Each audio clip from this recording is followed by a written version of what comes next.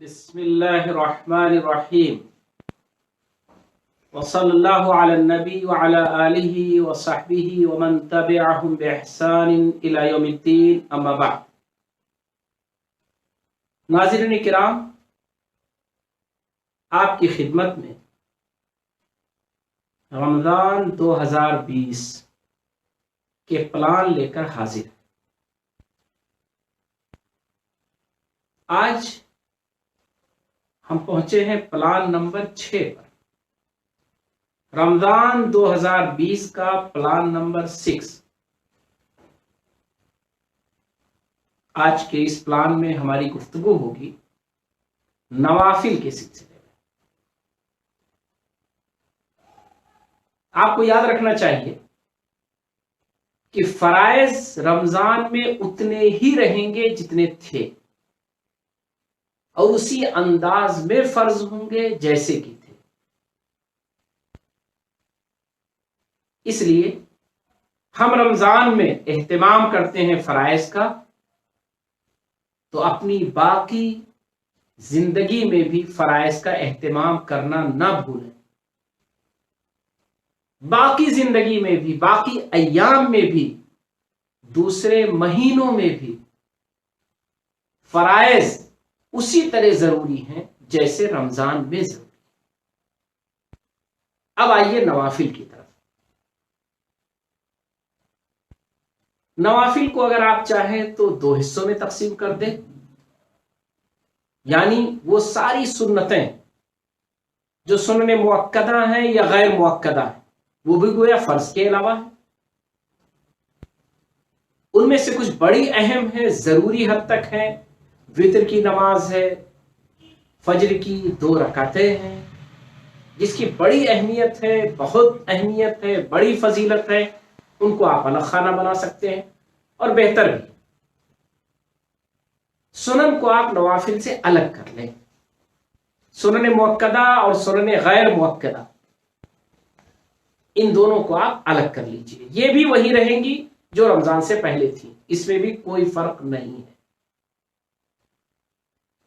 نوافل میں بھی کوئی نئی چیز نہیں ہونے والی ہے سوائے ایک چیز کے۔ میں اس لیے اتنا واضح انداز میں آپ سے بات کر رہا ہوں تاکہ آپ شریعت کی اہمیت، شریعت کی باریک بینی اور اللہ تبارک تعالیٰ کی رحمت کا اندازہ کر سکیں۔ محمد رسول اللہ صلی اللہ علیہ وسلم کی رحمت للعالمین کا اندازہ کر سکیں۔ آپ کی رحمت للعالمینی یعنی آپ سارے جہان کے لیے رحمت ہے، اس کا آپ کو صحیح اندازہ ہو سکے۔ محمد رسول اللہ صلی اللہ علیہ وسلم نے کیا فرمایا کہ نفل کی ایک نماز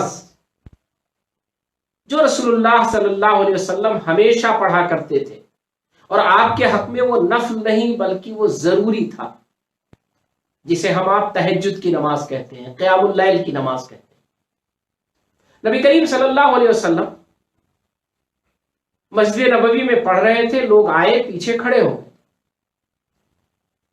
آپ نے انہیں منع نہیں کیا۔ 8 رکعتیں مکمل ہوئیں، آپ گھر میں تشریف لے گئے، چلے گئے۔ دوسرے دن پھر نبی کریم صلی اللہ علیہ وسلم تشریف لائے، پیچھے لوگ منتظر تھے، اس سے زیادہ مجمع ہو گیا جتنا کل تھا۔ آپ نے 8 رکعتیں پڑھائی، پھر آپ تشریف لے کے چلے گئے۔ تیسرے دن بھی ایسا کچھ ہی ہوا، مجمع اور بڑھ گیا۔ بعض روایتوں میں آتا ہے کہ 3 دن ایسا ہوا، بعض میں آتا ہے تیسرے دن نہیں بلکہ 2 ہی دن ایسا ہوا۔ رسول اللہ صلی اللہ علیہ وسلم کا اب لوگ اور بڑی تعداد میں انتظار کرنے لگے۔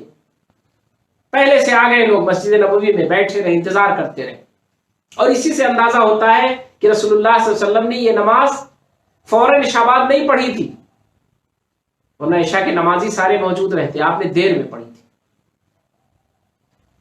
رسول اللہ صلی اللہ علیہ وسلم گھر سے اندر، گھر میں سے باہر تشریف نہیں لائے، گھر کے اندر ہی رہے۔ رسول اللہ صلی اللہ علیہ وسلم نے جو ادب سکھلایا تھا، جو تہذیب سکھلائی تھی، اور جو اسلام میں مطلوب ہے، کہ فرائض کے لیے تو آپ کھٹکھٹا سکتے ہیں، اس کے لیے اذان دیں گے، حی علی الصلاۃ، آ جاؤ نماز کی طرف، قد قامت الصلاۃ، نماز کھڑی ہو گئی، آپ اس کا اعلان کریں گے، بلائیں گے لوگوں کو.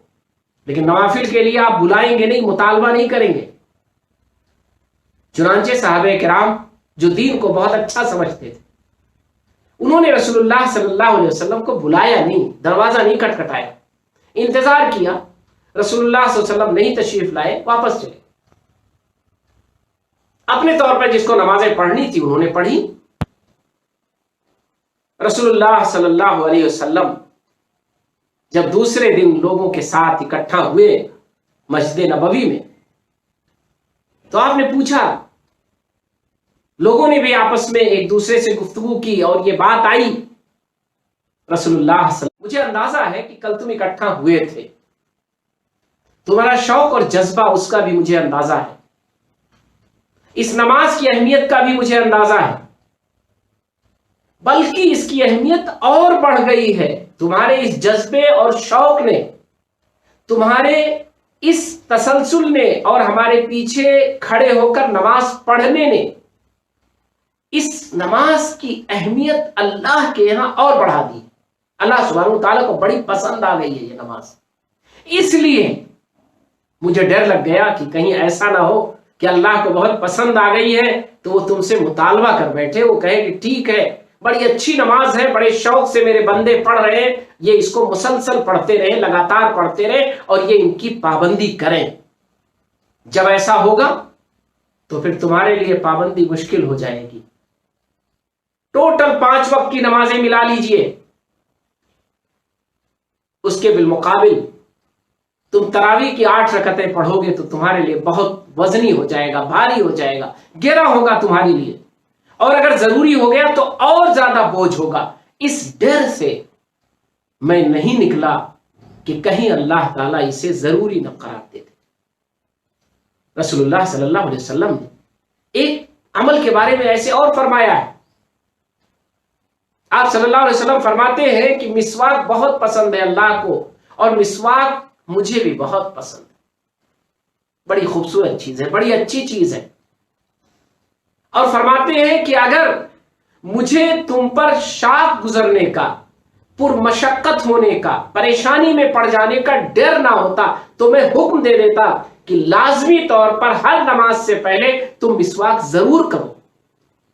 یعنی رسول اللہ صلی اللہ علیہ وسلم کی رحمت، آپ صلی اللہ علیہ وسلم کا امت کے تئیں فکر مندی اور کسی عمل کو لگاتار کرنے کے تئیں انسانی کمزوری کا جو احساس تھا، جو رسول اللہ صلی اللہ علیہ وسلم کو ایک اللہ تبارک تعالیٰ نے مربی بنایا تھا، مشفق بنایا تھا، ہمدرد بنایا تھا، اس کا تقاضا یہ تھا کہ رسول اللہ صلی اللہ علیہ وسلم نے 8 رکعتیں پڑھی، صرف 3 دن با جماعت پڑھی، اور اس کے بعد رسول اللہ صلی اللہ علیہ وسلم نے با جماعت نہیں پڑھی. تو نوافل جو ہیں ان کی بھی بڑی اہمیت کہیں کہیں ہو جاتی ہے، اور وہی ماہ رمضان میں ہے. ایسا نہیں کہ نوافل اور نہیں ہے، نفل کے لیے تو پوری گنجائش ہے. ناظرین کرام، آپ کو بہت اچھی طرح اس بات کو ذہن میں بٹھا لینا چاہیے، اور جب یہ ذہن میں آپ بٹھا لیں گے تو یقیناً آپ نوافل سے پرلطف ہوں گے، نوافل کی اہمیت کو محسوس کریں گے، اور نوافل کے ذریعے اللہ کا تقرب حاصل کریں گے. نوافل دراصل یہ ذریعہ ہیں بندے کو اللہ سے قریب کرنے کا. یہ میں نے کہہ رہا ہوں، ایسا مت کہیے گا کہ میرا کوئی یہ دعویٰ ہے. میں کوشش کر رہا ہوں جو بھی باتیں آپ کے سامنے رکھوں، قرآن مجید کی نصوص، اس کی آیتیں، یا رسول اللہ صلی اللہ علیہ وسلم کا فرمان، یا صحابہ کرام اور ائمہ مجتہدین کے استنباطات، وہ ضرور میرے سامنے ہوں، اور انہی کی روشنی میں آپ سے کوئی بات رکھوں. نوافل یہ دراصل بندے کو اللہ سے قریب کرنے کا ذریعہ ہوتے ہیں، تقرب الہی کا ذریعہ ہوتے ہیں. اسی لیے اللہ تعالیٰ نے ارشاد فرمایا، اللہ تبارک و تعالیٰ نے ارشاد فرمایا کہ دیکھو اگر تمہیں اپنی برائیوں پر کنٹرول کرنا ہے یا اپنی چھوٹی چھوٹی خطاؤں کو معاف کروانا ہے تو اچھائیوں کا تسلسل رکھو. ان الحسنات یذہبن السیئات. چھوٹی چھوٹی نیکیاں کرتے رہو تو یہ تمہاری بہت ساری چھوٹی چھوٹی خطاؤں کو مٹا دے گا، ختم کر دے گا، اللہ سے اس کو الگ کروا دے گا، اللہ تعالیٰ اسے معاف کر دے گا. رسول اللہ صلی اللہ علیہ وسلم نے فرمایا کہ سب سے زیادہ بندہ اللہ سے جو قریب ہوتا ہے تو سجدے میں اس سے قریب ہوتا ہے. اور ہم آپ جانتے ہیں کہ نوافل اس میں سجدے ہم کرتے ہیں. نماز کی ہر رکعت میں 2 سجدے ہوتے ہیں. اور ایک دوسری وجہ اور ہے نوافل کے اہم ہونے کی.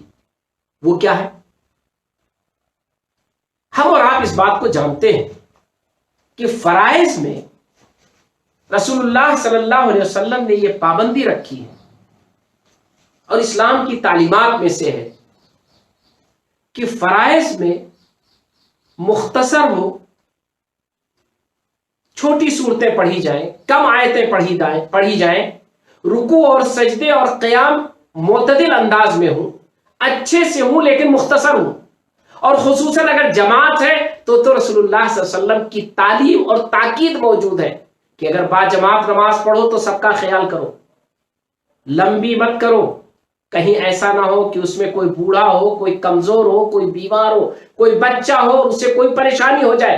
اس لیے باجماعت نماز پڑھو تو بہت ہی میانہ روی کے ساتھ پڑھو. لیکن جب آپ نفل پڑھیں گے، نفلی نماز پڑھیں گے تو آپ کے پاس پورا موقع ہے، پورا چانس ہے. قیام جتنا لمبا کرنا ہے کر لیجئے. کیا آتا ہے رسول اللہ صلی اللہ علیہ وسلم کے بارے میں؟ رسول اللہ صلی اللہ علیہ وسلم نے نفل نماز شروع کی، سورہ بقرہ مکمل ہو گئی. کتنے؟ 2.5 پارے. سوچا لوگوں نے کہ رسول اللہ صلی اللہ علیہ وسلم نے سورہ بقرہ مکمل کر لی، اب تو رکوع کریں گے. نہیں، رسول اللہ صلی اللہ علیہ وسلم نے پھر سورہ آل عمران بھی شروع کر دی. آل عمران بھی مکمل ہو گئی. اس کے بعد رسول اللہ صلی اللہ علیہ وسلم نے سورہ نساء بھی شروع کی. یہ جو رسول اللہ صلی اللہ علیہ وسلم کا انداز تھا کہ 2 پارے 3 پارے پڑھ گئے، یہ نفل میں تھا، فرض میں نہیں تھا. اور پھر حضرت عائشہ رضی اللہ تعالیٰ عنہ فرماتی ہیں کہ آپ کا رکوع بھی اسی کے بقدر تھا، یعنی جتنی دیر میں آپ نے 2.5-3 پارے پڑھے تھے اتنا ہی تقریباً رکوع تھا اور اتنا ہی تقریباً سجدہ تھا. تو نوافل میں آپ کو چانس ہے کہ اپنا قیام، اپنا رکوع، اپنے سجدے آپ لمبے کر دیجئے. گم ہو جائیے اپنے قیام میں. کھڑے ہو گئے اللہ کے سامنے تو بس پڑھتے جائیے، اللہ کے سامنے کھڑے رہیے. رکوع میں جائیے تو جھکے رہیے اللہ کے سامنے، اور سجدے میں اگر گر پڑے ہیں تو پھر سجدے سے اٹھنے کا نام مت لیجئے. یہ ہے نوافل میں آپ کو موقع ملے گا، چانس ملے گا. اور یہی نہیں، تمام مسالک میں، تمام فقہا کے نزدیک، تمام مجتہدین اور ائمہ اس بات پر متفق ہے کہ نوافل میں آپ اپنی خصوصی دعائیں کر سکتے. آپ کو مانگنا ہے کچھ، نفل نماز شروع کر دیجئے، مانگیے اللہ سے جو مانگنا ہے.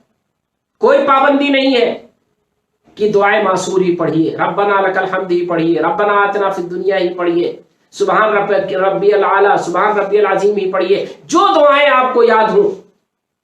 حتیٰ کہ بہت سارے ائمہ اور فقہا اس بات کے بھی قائل ہیں، اور یہ بات بڑی اہم ہے اور وزنی ہے، کہ آپ اپنی زبان میں بھی اللہ سے دعائیں کر سکتے اور کیجئے. جب قریب ہو گئے آپ اللہ سے، جب رسول اللہ صلی اللہ علیہ وسلم نے بتلا دیا کہ آپ نماز کے ذریعے سب سے زیادہ اللہ سے قریب ہو گئے، تو اب رکاوٹ کیا ہے؟ اب نہیں مانگیں گے تو کب مانگیں گے؟ مانگنے کا سب سے بہتر وقت یہی ہے، سب سے اچھا موقع یہی ہے، سب سے بہتر چانس یہی ہے. جب اللہ سے قریب ہو گئے تو اب مانگ لیجئے، مانگیے، اپنی زبان میں رکھیے اپنی ضرورتوں کو. خاص طور پر آج کے اس وبائی دور میں कोविड-19 के पस मंजर में बड़ी जरूरत है अल्लाह से मांगने की जरूरत है अपनी सेहत, हर इंसान की सेहत, अपनी खुशहाली और इंसानों की खुशहाली, अपनी भलाई, अपने मुल्क की भलाई और इंसानों की भलाई, इंसानों की बेहतरी, ये सिर्फ और सिर्फ अल्लाह करने वाला है। और उसका मुतालबा कौन करेगा? हम आप करेंगे। मौका है बेहतरीन, नवाफिल के जरिए करेंगे।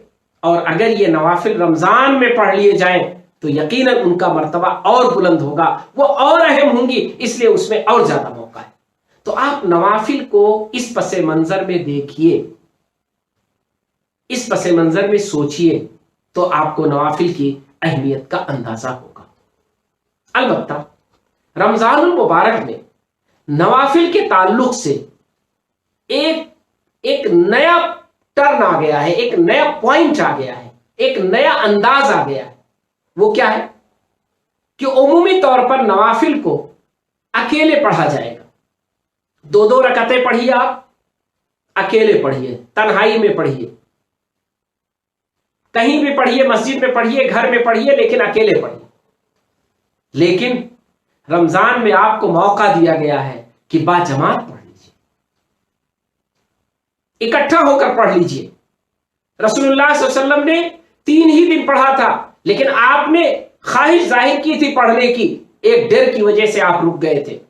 लेकिन हजरत उमर फारूक रज़ियल्लाहु ताला अन्हु ने उस ख्वाहिश को और लोगों के इकट्ठा हो जाने के इत्तेहाद को, यकजहती को, एक इकट्ठा होकर पढ़ने को, और बाजमात नमाज की जो अहमियत है कि वो 27 गुना बढ़ जाता है अपने अजर सवाब में, इसके पेश नजर बड़े सलीके से हजरत उमर फारूक ने उन छोटे छोटे टुकड़ों को, उन अलग अलग पढ़ने वाले लोगों को इकट्ठा कर दिया था, एक इमाम के तहत कर दिया था। हजरत उबई इब्ने काब के तहत उनकी इमामत में इकट्ठा कर दिया था कि वो एक साथ पढ़ लें। तो आपको एक मौका है कि रमजान मुबारक में घर वाले इकट्ठा हों और वो पढ़ें, नवाफिल पढ़ें। फराइज को अदा कर लिया आपने, आप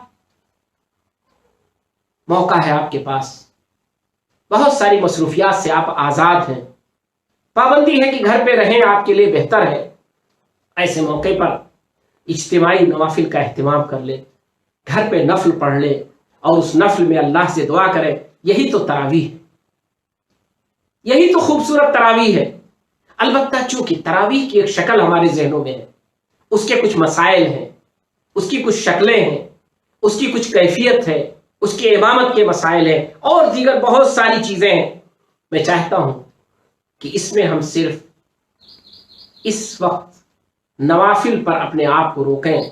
इंशाअल्लाह हम अगले एपिसोड में इसको वाज़ेह करेंगे कि रकात तरावीह की नमाज, इमामत के मसाइल, उसकी कैफियत, थोड़ी सी उस पर आपसे गुफ्तगू आ जाए। इंशाअल्लाह आप और हमारे लिए वो बेहतर।